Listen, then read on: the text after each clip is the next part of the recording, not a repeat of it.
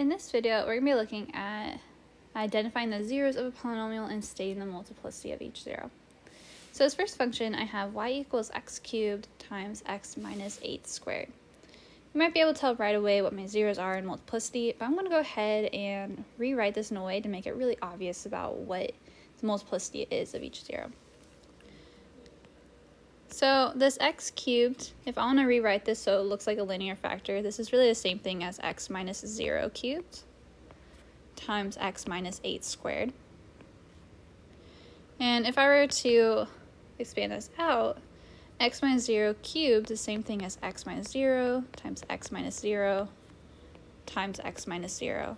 And this x minus 8 squared is the same thing as x minus 8 times x minus 8.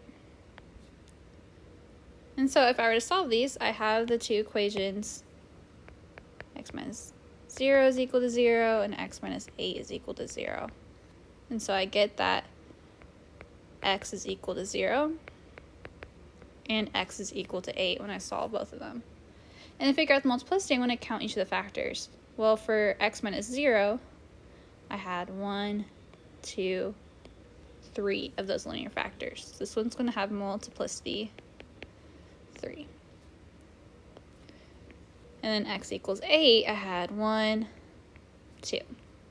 So this one has multiplicity of 2. You don't have to expand it out. Another way that you can see that is just looking at your exponent. So for x cubed, that one had exponent of 3, so it has multiplicity of 3. For x minus 8, it has exponent of 2, so it has multiplicity of 2. Okay, let's look at another one. So here I have y equals 3x minus 2 and x plus 1 cubed. So solving both of these, I have 3x minus 2 is equal to 0 and x plus 1 is equal to 0. Solving this first one, I get that x is equal to 2/3. And then solving this next one, I get that x is equal to -1. So here are my two answers. I have x is equal to 2/3, which has multiplicity 1. And then x equals -1, which I see looking at that exponent has multiplicity of 3.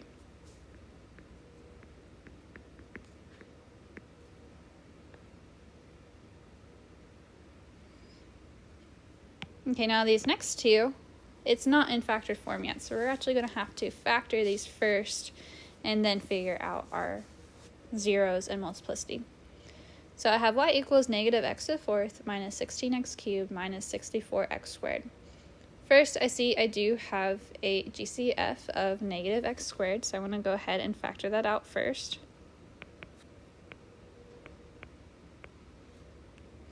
And that leaves me with x squared plus 16x plus 64. And then I can go ahead and factor what's inside there. So I have a equals 1, so I'm looking for two numbers that multiply to 64 and add to equal 16. So going through these factors, we're going to find that it is 8. And so I have x plus 8 times x plus 8. So solving both of these, I have -x squared is equal to 0. X plus 8 is equal to 0. And so I get my answers x equals 0 and x equals -8.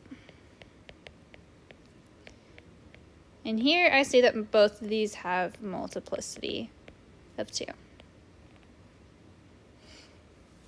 that's because x plus 8 is repeated twice, and then I see with my x squared, it has exponent of 2. And one way you can check yourself is that your multiplicity should add up to the power, the highest power of your polynomial. So here, both of these have multiplicity of 2, so 2 plus 2 is 4, and that matches with my highest exponent of 4. So that's one way that you can check to make sure that you have your multiplicities correct. Okay, let's look at one more. So I have y equals x to the fourth minus 17x squared plus 16. Looking at this, I don't have a GCF. I see that I go from a power of 4 to a power of 2 to a power of 0. So that means I can set this up as a quadratic. So I can rewrite this as x squared squared minus 17x squared plus 16. And now to factor this, I'm looking for two numbers that multiply to 16 and add to negative 17. And I see that that's going to be negative 16 and negative 1. Now I see here that I actually have a difference of squares, and so I can factor this first one to be x plus 4, x minus 4, and this second one to be x plus 1 and x minus 1. And so now solving all of these, I have x plus 4 is equal to 0, x minus 4 is equal to 0, x plus 1 is equal to 0, and x minus 1 is equal to 0. And so I get the answers of 4 and negative 4, so plus or minus 4, and then plus or minus 1. And here, none of these linear factors are repeated, so they all have multiplicity of 1. And so at 4 zeros, my highest exponent is 4, so I know I'm good.